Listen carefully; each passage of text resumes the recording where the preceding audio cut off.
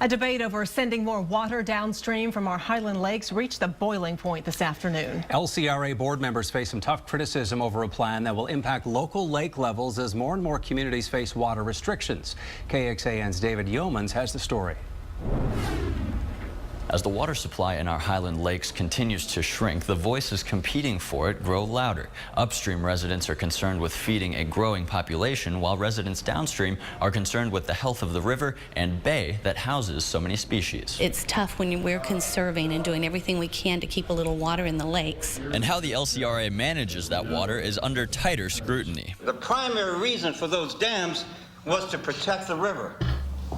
And we're not doing that. This afternoon, the LCRA board discussed whether to release water from local lakes to maintain the right balance of fresh water where the river meets the Gulf of Mexico in Matagorda Bay. In the bay, a multitude of species, from oysters to birds, rely on the right mix of salt water from the ocean and fresh water from the river. These inflows are critical to sustain the bays and the estuaries, and along the way, the health of the river.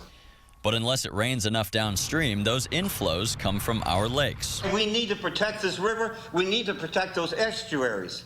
And the only way you can do that is to send some water down there, guys. But as water supply nears the lowest levels in history, some are rearranging their priorities. My concern is we're reaching record lows.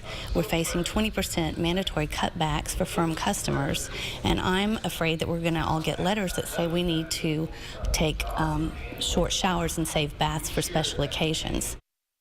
And that was David Yeomans reporting there, and we have just learned the LCRA did vote to send water downstream to satisfy those estuary requirements for this month.